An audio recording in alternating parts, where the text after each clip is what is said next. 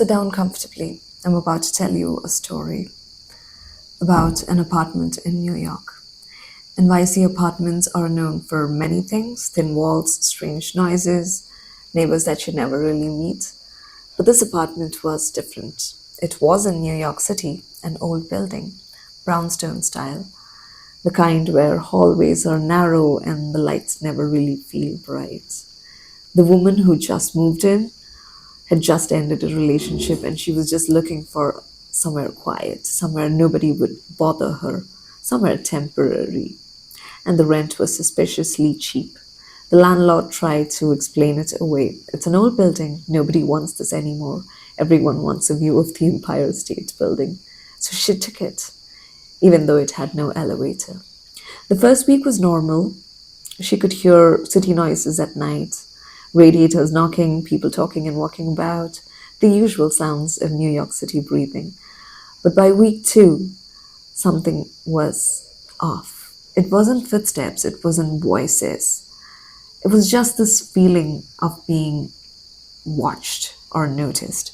She'd sit on her couch at night and just suddenly start to feel it, like a pressure on the back of her neck, like someone had entered the room without making a single sound. She told herself that it was anxiety: new place, new city, old building. That's how New York works, right? By week two, it got worse because things started moving. Not dramatically, not enough to cause panic, but a chair slightly angled, a cabinet not fully closed. She started to blame herself. Everyone does. But one night at around 2:30 a.m., she heard it clearly. It wasn't loud, it wasn't scary, but it was close. She could hear someone breathe. Not the creepy kind, just steady, calm breathing.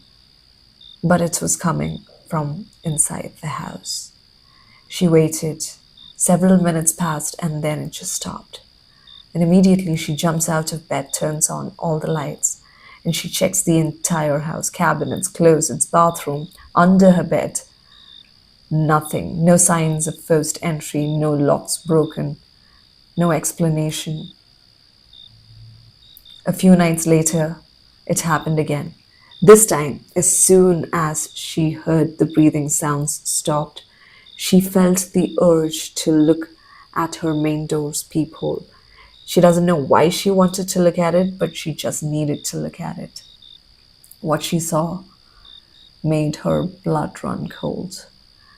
The peephole wasn't showing the hallway like it is supposed to do. It was showing her hallway. It was showing her living room from an angle she shouldn't be able to see. She could see her couch, her lamp.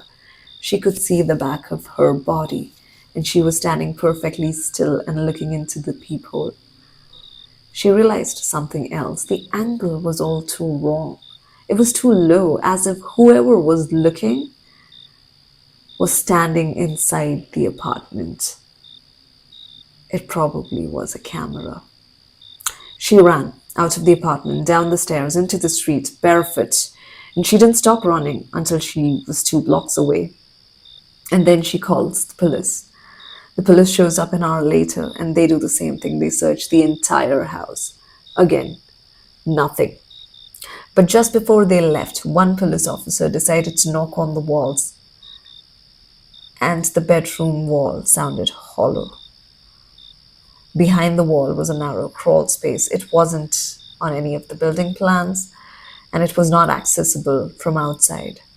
Someone had carved it out. Just enough room to stand, just enough room to just watch. Inside, police found food wrappers and blankets.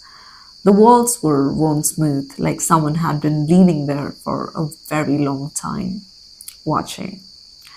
No fingerprints were found, no DNA, no suspects. The space was immediately sealed and the building changed ownership.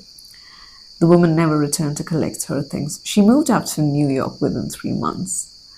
And here's the part that makes it worse. The other tenants in the building also admitted that they had felt something similar. All of them had felt it. That pressure, that presence. They just never looked through the peephole long enough. New York is a city where millions live stacked on top of each other. Walls might be hiding more than just sound, and sometimes apartments aren't empty, they are waiting.